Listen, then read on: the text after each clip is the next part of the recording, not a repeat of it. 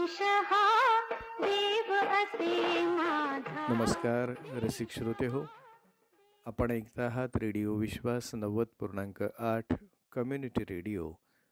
तुमचं जगणं तुमचा आवाज. मंडळी, मी विश्वास देशपांडे. आपल्या भारतरत्नांवर बोलू काही या कार्यक्रमाच्या 7व्या भागामध्ये तुम्हा सर्वांचं मनपूर्वक स्वागत करतो. मंडळी, मागच्या काही भागांमध्ये आपण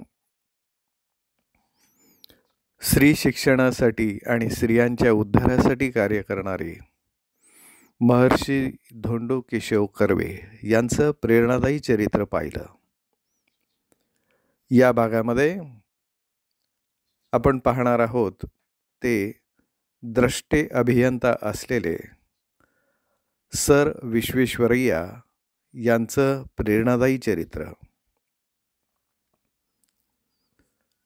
कर्नाटकमधला जोग धबधबा या ठिकाणी एक कुटुंब आपल्या मुलांना धबधबा दाखवण्यासाठी घेऊन आलं होतं. तो भव्य आणि आशिया खंडातील सर्वात उंच असलेला धबधबा पाहून सगळेजण अतिशय आनंदित झाले. धबधबा पाहून झाल्यानंतर जवळच्याच मंदिरात सगळे दर्शनासाठी गेले. त्या कुटुंबातला एक छोटा मुलगा त्यांच्यासोबत गेला नाही. तो जवळच्या एका टेकडीवर जाऊन त्या धबधब्याची भव्यता निरखत राहिला. अफाट उंचीवरून कोसळणारा तो जलप्रपात पाहून त्याच्या मनात आलं, केवढा हा शक्तीचा आणि पाण्याचा अपव्यय. या शक्तीचा काही उपयोग नाही करून घेता येणार का आपल्याला? आपण मोठे झालो की नक्कीच यासाठी काहीतरी करू, अशी खुणगाट तेव्हाच त्या मुलानं आपल्या मनाशी बांधली. पुढे या जोगच्या धबधब्यावर जलविद्युत निर्माण होऊन ती ऊर्जेच्या रूपानं कारखान्यांची चक्र फिरवू लागली. लाखो लोकांची घरं प्रकाशमान झाली. जलविद्युत निर्माण झाल्यानंतर त्याच पाण्याचा वापर शेतीच्या सिंचनासाठी होऊन शेतकऱ्यांचंही जीवन समृद्ध झालं. ते या मुलाच्या अंगी असणाऱ्या गुणानं मोठेपणी त्याच गुणांचा वापर करून आपल्या कार्यकर्तृत्वानं त्यानं ही किमया घडवून आणली. बालपणीच असा विचार करणाऱ्या या मुलाचं नाव होतं मोक्षगुंडम विश्वेश्वरय्या.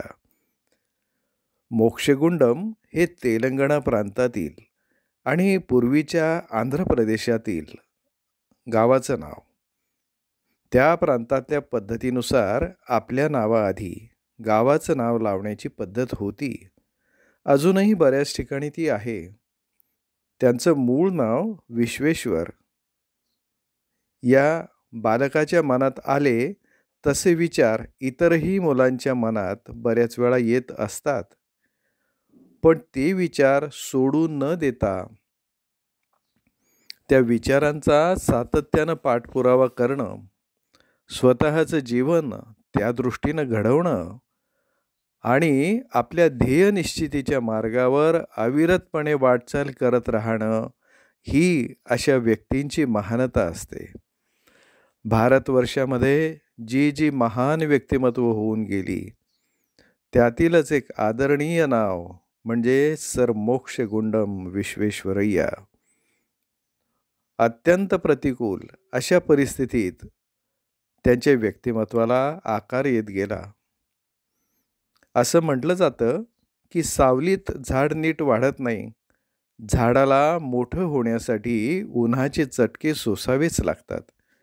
पाऊस, वादळ, वारा अंगावर घ्यावा लागतो. माणसाचंही तसंच आहे. जेव्हा माणसाच्या आयुष्यात संघर्ष असतो, संकट येतात, तेव्हाच माणूस खऱ्या अर्थानं त्यांना तोंड देण्यासाठी समर्थ होतो. विश्वेश्वरय्यांचं बालपण सुद्धा अशाच संकटांनी आणि संघर्षानं भरलेलं होतं. विश्वेश्वरय्यांचं कुटुंब मोठं होतं. आई वडील, 4 भाऊ आणि 2 बहिणी. या कुटुंबाची परिस्थिती मात्र अगदी सामान्य. त्यांचे वडील श्रीनिवास शास्त्री हे गावातल्या महादेवाच्या मंदिरातले पुजारी. त्यांना ज्योतिषशास्त्र आणि वैद्यकीय ज्ञानसुद्धा अवगत होतं. पण असं असलं तरी त्यांची मिळकत बेताचीच होती. तुटपुंज उत्पन्न असल्यामुळे 2 वेळेचं भागवताना नाकी 9 यायचे. पण मंडळी, उत्पन्न कमी असलं तरी संस्काराची श्रीमंती त्यांच्याकडे होती. त्यामुळे कष्ट, प्रामाणिकपणा, नम्रता, वडीलधाऱ्यांचा आणि गुरुजनांचा आदर यासारख्या गुणांचं बाळकडूच विश्वेश्वरय्यांना आपल्या घरातून मिळालं होतं. विश्वेश्वर लहान असताना एक मोठं संकट त्यांच्या परिवारावर कोसळलं. त्यांच्या वडिलांचं अचानक निधन झालं. जे थोडंफार उत्पन्न मिळत होतं तेही आता मिळेनासं झालं. त्यांच्या आईला आपल्या मुलांना कसं वाढवावं ही चिंता पडली. विचारांती त्यांनी आपल्या भावाकडे म्हणजे विश्वेश्वरय्यांच्या मामांकडे मुलांना घेऊन जाण्याचा निर्णय घेतला. विश्वेश्वरांचे मामा बंगलोरला राहत होते. तिथं आपल्या मुलांना घेऊन ती माता आली. विश्वेश्वरय्यांचे मामा हे अत्यंत सहृदयी आणि सज्जन असं व्यक्तिमत्व होतं. अर्थात त्यांची ही परिस्थिती सामान्यच होती. पण आपल्या बहिणीवर आलेल्या संकटात हा भाऊ पाठीराखा झाला. त्यांनी आपल्याकडे त्या सगळ्यांना ठेवून घेतलं. मुलांच्या शाळेची व्यवस्था केली. पण त्यांची ही परिस्थिती अत्यंत बेताची असल्यामुळे मुलांना आपल्या वह्या पुस्तकांचा, शाळेचा खर्च स्वतःच करायला लागला. त्यातूनही ही मुलं शिकली. प्रसंगी पोटाला चिमटा देऊन त्यांनी शिक्षणाची ही शिदोरी ग्रहण केली. विश्वेश्वर तर अभ्यासात अतिशय हुशार. गणित आणि इंग्रजी हे त्यांच्या आवडीचे विषय. आपल्या शाळेचा खर्च भागवण्यासाठी त्यांनी शिकवणी घ्यायला सुरुवात केली. एका मुलाची शिकवणी घेण्यासाठी तर त्यांना 8 किलोमीटर लांब चालत जावं लागायचं. रस्त्यानं जाताना ते मनातल्या मनात गणिताच्या प्रमेयांची, समीकरणांची, इंग्रजीचं स्पेलिंग आणि उतारे या सगळ्यांची उजळणी करायचे. चालण्यामुळं शारीरिक व्यायाम आणि अभ्यासाच्या उजळणीमुळं बौद्धिक व्यायाम आपोआप घडत गेला. इंग्रजी आणि गणित या विषयात पारंगतता येत गेली. शिकवण्यांमुळं हे विषय देखील पक्के होत गेले. मंडळी, तिथलेच मॉडर्न स्कूलचे मुख्याध्यापक चार्ल्स वॉटर्स यांचे विश्वेश्वरय्या हे आवडते विद्यार्थी होते. त्या काळच्या शालांत परीक्षेत ते जिल्ह्यात प्रथम क्रमांकानं उत्तीर्ण झाले. पुढच्या शिक्षणासाठी त्यांनी सेंट्रल कॉलेजमध्ये प्रवेश घेतला. तिथून BScची पदवी प्राप्त केली. BScला ते विद्यापीठात प्रथम आले. त्यांचे गुरु चार्ल्स वॉटर्स यांना तर आपल्या या लाडक्या विद्यार्थ्याला कुठं ठेवू आणि कुठं नको असं झालं होतं.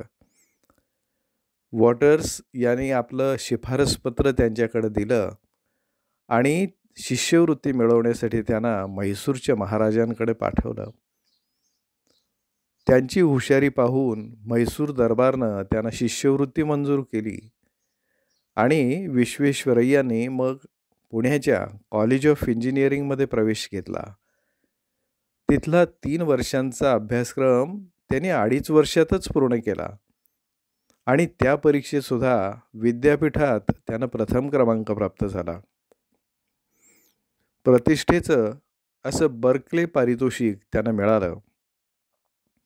यावेळी त्यांना बक्षीस म्हणून चार्ल्स वॉटर्स यांनी एक भलीमोठी डिक्शनरी भेट दिली.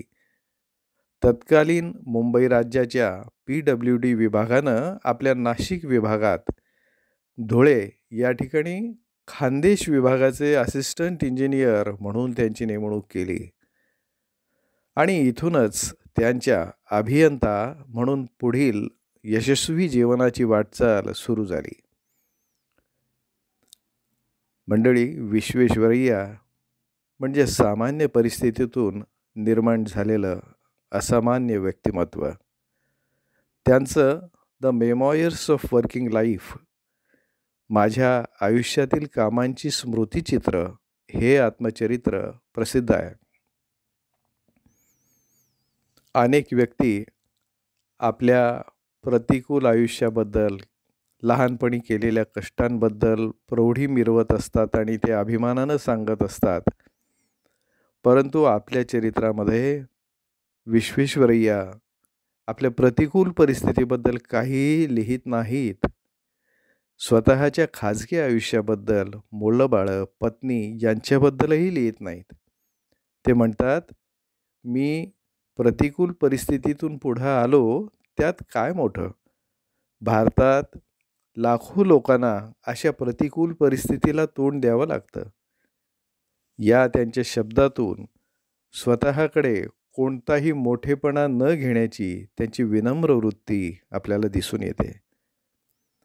ज्यांना त्यांच्याबद्दल जाणून घ्यायचं असेल अशा लोकांसाठी ते जणू सांगतात, माझी प्रत्यक्ष कृती, माझं काम, हेच माझं मत.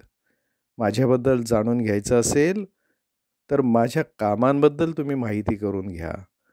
त्यातूनच बाकीच्या गोष्टी तुम्हाला समजतील आणि माझं व्यक्तिमत्वही कळेल. मंडळी, विश्वेश्वरय्या यांच्या प्रेरणादायी चरित्राचा आणखी काही भाग आपण पुढच्या कार्यक्रमामध्ये पाहूया. मी विश्वास देशपांडे आजच्यापुरता तुमचा निरोप घेतो. पण आपण ऐकत रहा रेडिओ विश्वास 90.8 कम्युनिटी रेडिओ, तुमचं जगणं, तुमचा आवाज. नमस्कार.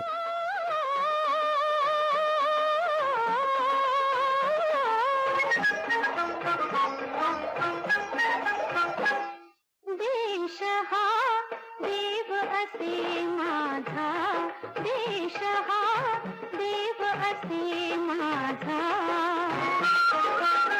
अशी घडावी माझ्या हातून, अशी घडावी माझ्या हातून, तेजोमय पूजा. हो हो हो. देश हा देव असे माझा, देश हा देव असे माझा.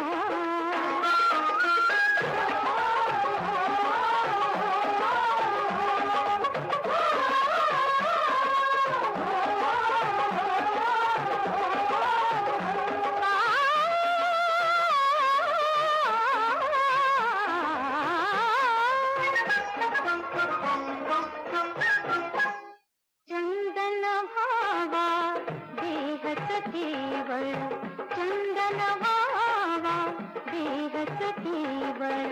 भाव फुलांची भरुणी ओंजळ, भाव फुलांची भरुणी ओंजळ. प्राण ज्योतिनी ओवाळीन मी, देवांचा राजा. हो हो हो. देश हा देव असे माझा, देश हा देव असे माझा.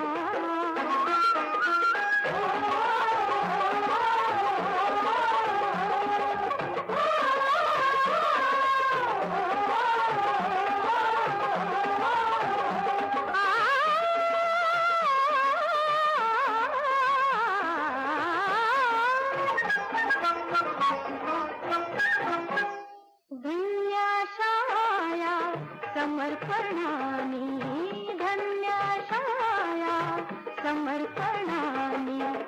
या जन्माचे होईल सोने, या जन्माचे होईल सोने.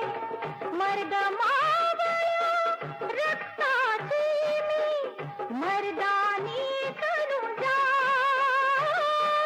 हर हर हर हर महादेव हो. मर्द मावळा रक्ताची मी मर्दानी तनुजा हो, हो, हो. देश हा देव